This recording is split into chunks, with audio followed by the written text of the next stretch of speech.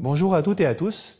Nous accueillons aujourd'hui le grand rabbin Bruno Fison, grand rabbin de Metz et de la Moselle. Par ailleurs, vous êtes vétérinaire et vous êtes conseiller spécial auprès du grand rabbin de France, Raïm Corsia, du président du consistoire, Joël Mergui, pour toutes les questions d'abattage rituel et de cacheroute. On va traduire pour l'instant de manière approximative les lois alimentaires. Et donc, commençons d'emblée, Bruno Fison. Comment est-ce que vous définissez la cacheroute dans la Bible? Tout d'abord, le mot kasher veut dire apte à, bon à. Lorsque on peut parler d'un rouleau de la Torah, un rouleau qui est kasher, c'est-à-dire qu'il est utilisable, il n'y a pas de faute.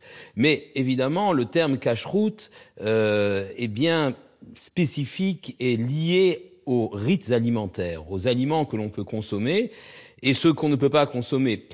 Ce sont des lois très anciennes puisqu'elles sont écrites dans les textes même de la Torah, dans le Lévitique, dans le Deutéronome, section notamment dans le Lévitique qui s'appelle Shemini. C'est le chapitre 11. Chapitre 11, absolument, du Lévitique.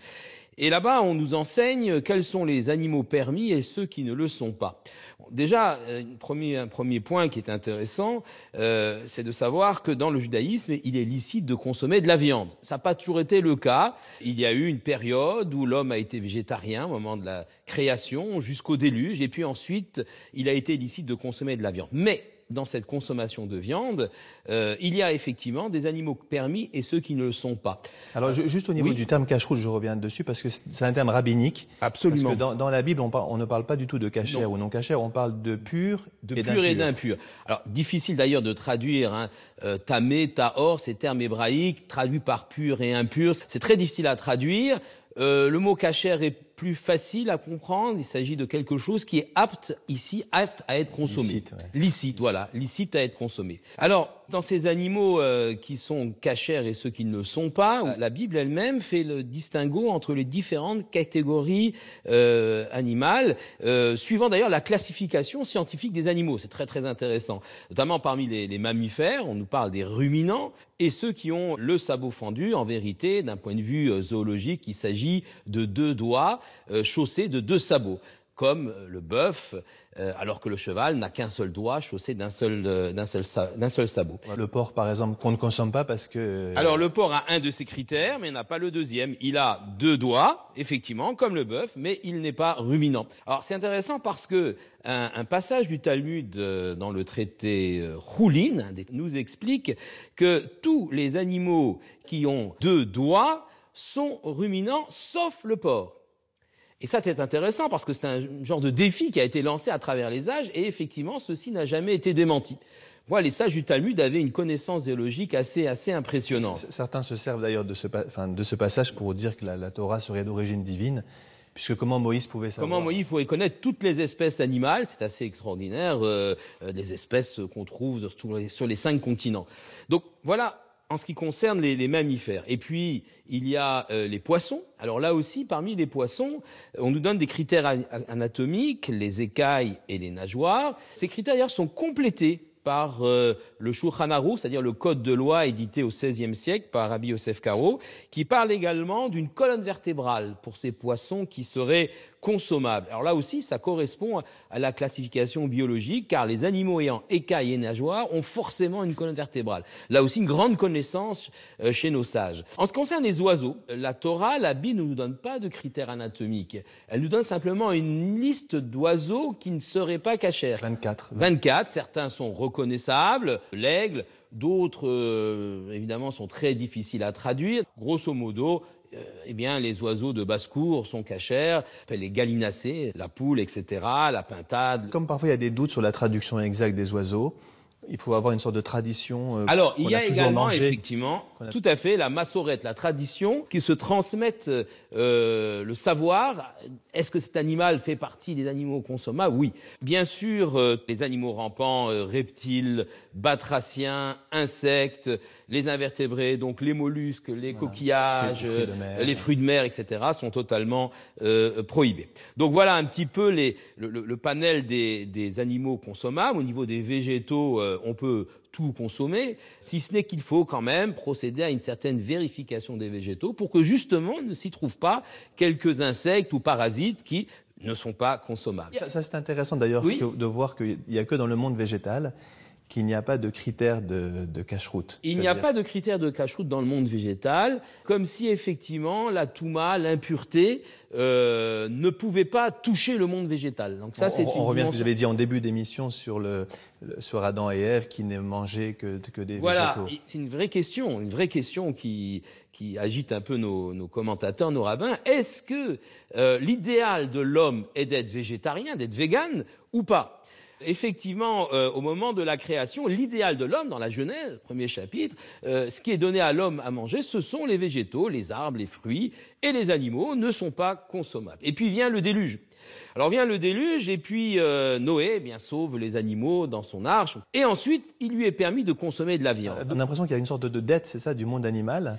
C'est ce que dit Maïmonide d'ailleurs. Il dit que puisque l'homme a sauvé les animaux, eh bien, il lui est donc permis d'en consommer. Il a une sorte de droit de vie et de mort puisque lui a sauvé toute l'espèce animale. Il a assuré la biodiversité, pour utiliser un langage moderne de l'époque, et donc, du coup, il peut consommer ces animaux. Mais on peut aussi voir une forme de régression de l'humanité. Alors, certains disent qu'il c'est une forme de réaction de réalité. C'est le cas d'Abravanel. Abravanel dit qu'il y a une sorte de concession à la faiblesse humaine. On a vu que le projet divin de départ était peut-être trop ambitieux, et on va un petit peu baisser les critères et lui permettre de consommer de la viande, comme d'ailleurs d'autres congénères animaux, si je peux dire. Votre remarque très pertinente nous amène à aborder l'autre point de notre émission, peut-être le plus important, c'est la signification, le sens de ces lois, parce que effectivement, tous les non-juifs qui nous regardent sont souvent interpellés par ces lois alimentaires, quelque part nous séparent de l'humanité. Le premier élément de convivialité, c'est de pouvoir manger ensemble. Dans la pensée rabbinique ancienne, on se refuse à donner des explications. On considère que ce sont des lois qui relèvent de Dieu, sans que l'on en comprenne le sens. Mais très vite, au Moyen-Âge, on a commencé à tenter de dégager du sens. Que pouvez-vous nous en dire? D'abord, effectivement, on peut considérer que nos maîtres, au temps du Talmud, ont considéré que c'était un roc, c'est-à-dire une loi sans explication d'essence divine, donc non accessible à l'homme. Et voilà, donc c'est une façon de servir Dieu que de manger cachère. Et puis, effectivement, au Moyen-Âge, certains commentateurs, on revient évidemment toujours à Maïmonide, qui a considéré qu'il y avait une vocation hygiénique dans les lois de la cacheroute. Il parle notamment du mélange de lait et de viande, en considérant que c'est la forme un aliment épais qui est mauvais pour le corps. Il considère que les graisses interdites sont un mauvais aliment pour le sang, que le sang lui-même d'ailleurs contient un certain nombre de toxines. Donc tout cela fait que Maïmonide essaye, j'allais dire, de juxtaposer la cacheroute à une certaine forme d'hygiène et de santé. Alors, juste ce qui est gênant par rapport à ces grilles de lecture, c'est que ça laisse penser que Dieu ne se soucierait que de la santé de son peuple. Et pas des autres. Et pas des autres. Ah, absolument. C'est pour ça qu'il s'est fait très vertement critiquer par d'autres commentateurs, notamment Yitzhak Arama, qui est un auteur espagnol, catalan de la fin du XVe siècle, presque juste avant l'expulsion des Juifs d'Espagne, qui lui explique en disant les lois de la cacheroute n'ont rien à voir avec la santé du corps et avec le traitement de quelque maladie que ce soit. Et il s'explique. Il dit si c'était cela, alors la Torah, la Bible, serait réduite à un petit livre de remèdes, voilà, de remèdes miracles, si je peux m'exprimer ainsi, et ça réduirait la taille spirituelle et la compréhension même du texte de la Torah qui a une portée bien plus forte que cela. Alors en fait, on s'oriente plutôt vers une autre explication, c'est que l'aliment n'aurait pas de conséquences nocives pour le corps, mais pour l'âme. On peut dire aussi que ce que l'on mange, qui devient une partie constitutive de notre être, peut être susceptible d'influer sur notre manière d'agir, de penser, etc. En fait, c'est un petit peu ça qui est en jeu. Dans toutes les cultures et dans toutes les civilisations, on est ce que l'on mange. C'est-à-dire que la façon de manger, et c'est vrai culturellement, mais ça l'est encore peut-être plus au niveau des lois de la cacheroute parce que cela touche non seulement l'intellect, mais ça touche le plus profond de nous-mêmes, notre propre âme. Donc il faut comprendre qu'on intègre des éléments à notre propre corps et qu'il n'y a pas dans le judaïsme finalement de séparation entre le corps et l'âme.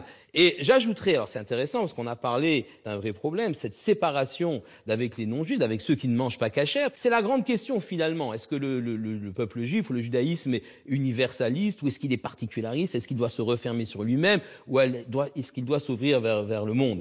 Alors, j'ai lu un livre du rabbin Elie Ben Amozeg, célèbre rabbin italien de la fin du XIXe siècle, qui disait que le judaïsme, finalement, c'est l'universalisme comme but, mais le particularisme comme moyen. C'est-à-dire que finalement, pour pouvoir porter un message qui soit universel, nous devons d'abord vivre en tant que juifs. Sinon, il n'y a plus de message. Le message s'écroule.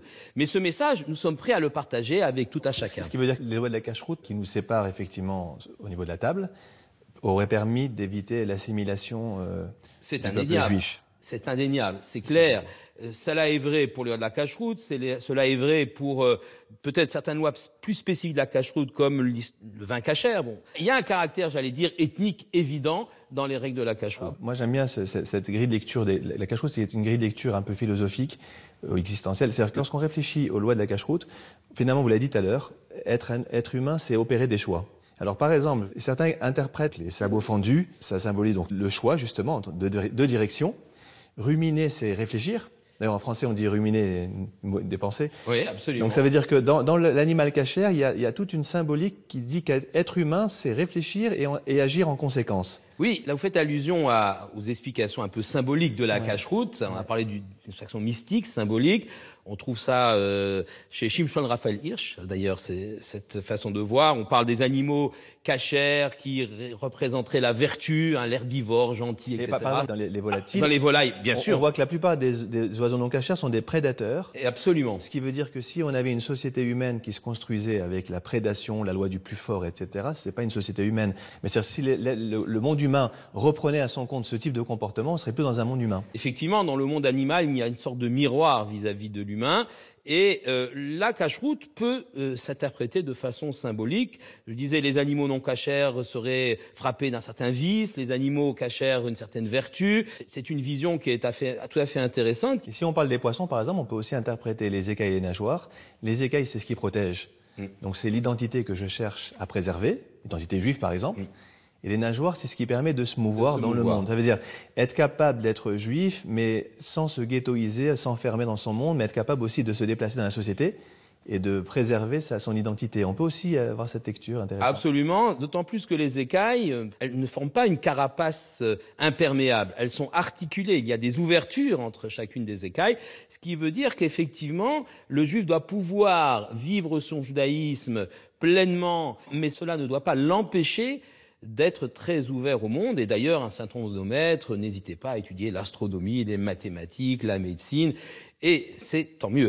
Alors on pourrait conclure en fait que le paradoxe de ces lois de la cache-route, de ces lois alimentaires, c'est qu'on a l'impression qu'elles nous séparent de l'humanité, mais qu'en réalité, elles contribuent à réfléchir et à penser qu'est-ce que c'est qu'être humain. Comme disait Elie Wiesel, les Juifs ne sont pas venus judaïser le monde, ils sont venus l'humaniser. L'humaniser, absolument. Donc c'est un petit peu le paradoxe. Dans le quotidien, ça semble nous séparer, mais quand on réfléchit à ces lois de la cache-route, même les non-juifs qui ne mangent pas cachère peuvent être interpellés par ces lois-là dans leur humanité, dans leur rapport au premier besoin vital qui est de se nourrir finalement. En tout cas, ce qui est intéressant, c'est que la cache-route nous apprend, nous êtres humains, à nous situer dans le monde et dans l'environnement. Par rapport aux autres êtres humains, l'idée du partage ou du non-partage, ou la possibilité de partage, mais aussi dans le monde environnant non humain, c'est-à-dire les végétaux, les animaux, la création et Dieu lui-même. Ça nous permet de nous situer, de savoir où nous sommes exactement et comment on peut faire pour nous-mêmes progresser et puis aussi préserver ce monde magnifique. Monsieur le Grand Rabbin, merci beaucoup pour tous ces éclaircissements sur ce tressaillant du judaïsme que constitue la cache-route. Nous vous souhaitons à toutes et à tous un bon dimanche et une bonne semaine.